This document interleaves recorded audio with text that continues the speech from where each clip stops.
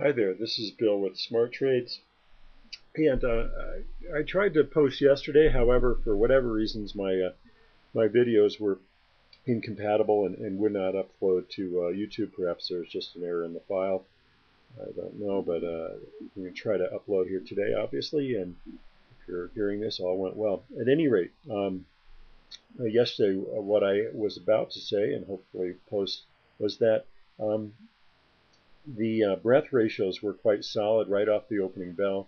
We slashed right through the projected resistance at 10,400, and that obviously knocked out the count for the rally to be an ABC. And moreover, the strong breadth indicated that a new high was coming, at least above yesterday's high. And as it turns out, it's a new high for the entire move. Again, reviewing the count, we have an A down, B up, and C down. And by definition, this is a corrective decline since we've made new highs. And from there, we have what I believe to be 1, 2, 3. Perhaps we can move this over. And then 4 in progress right now. And then rally, fifth wave rally up to the top of the channel. It's possible to count this as 5 waves complete here. I don't favor that, and the reason being is that wave 1 and 2 seem to be of larger magnitude than this count for 3, 4. So let's push this over. Let's push this up, and that seems like the more likely scenario. Okay, take a quick look at the Dow daily here, and I was asked about RSI, and this is indeed an RSI. 14 bar, just a typical RSI. And my problem with RSI, stochastics, and so on and so forth is that you can get divergences, but those divergences can persist for, throughout the entire move. And here's a good example of that, where we can look back and see back in August. We did indeed get a little bit of a rollover in late August off that divergence. We got a little bit of a rollover off the divergence in September. And again in October, and we're getting divergences now. They're not that great, but I favor using the ADX. ADX is non-directional, which sometimes confuses people, makes it a little difficult to read. In other words, it goes up when momentum goes up, and it goes down when momentum goes down. But I prefer it. You can see here that the divergences are a little crisper, and indeed we are getting a good divergence here. That said, it's prone to the same problems that the RSI or stochastic or any momentum indicator has, in that divergences can persist, and the market doesn't have to go anywhere. It doesn't necessarily can keep on going, and indeed that's the problem with a wedge here. This wedge could persist, beyond our expectations, and so far it certainly has. That said, we've got a target up ahead here for the Dow around the 10,550 to 10,600 level. That coincides nicely with the top of the wedge. We are getting both momentum and volume divergences on that rally. So I do suspect that it's going to come down. Whether we're going to break through the bottom of the wedge or not remains to be seen, but I would still look to sell it as it tests the top of the wedge. And it's a pretty nice setup right now for that, although like I said in the previous chart, looks like we're going to go a little higher first. Okay, now I'll bring your attention to the US dollar chart.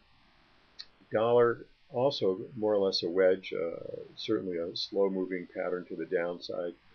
We have a really strong ADX divergences on the current low, and that increases the probability that we're going to get some kind of a bottom here. That said, let's stretch out here to the monthly chart, and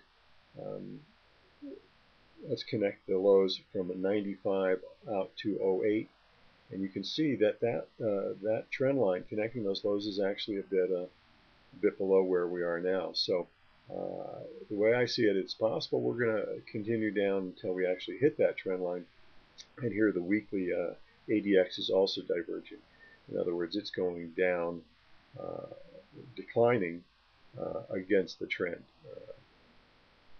Hopefully that makes sense. Again, that's why a lot of folks don't use the ADX.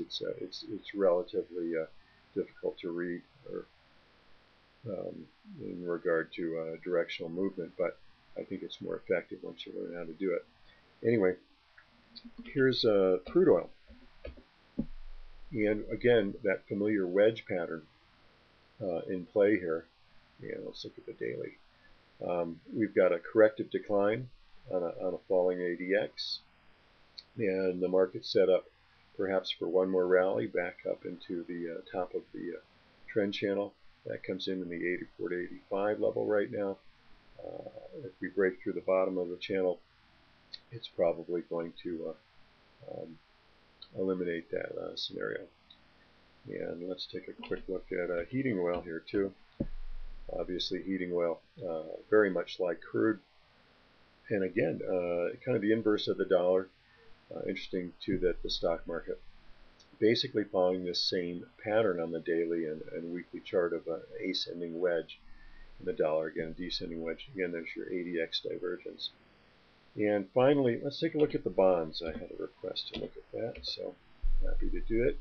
And let's look first at the weekly chart here. Now, the way I count this, excuse me, we've got an ABC down off of the highs in early 2009 here, or late 2008, and very nice ABC. In fact, a good typical pattern. And from there, we're getting ABCs back up again. So typically, that can be the case in the contracting triangle. It remains to be seen if that's what's actually going to transpire here.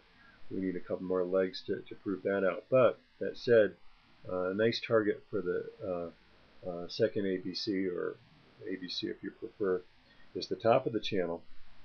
That comes in around 127, I believe, and that's not only the top of the channel, but it's approximately a 62% retracement of the entire move down basis the continuous bond contract. So that's my count there. Ideally, we would have a little bit of a pullback and then one more rally to complete the pattern. And it's probably several weeks out at least, perhaps even a couple months.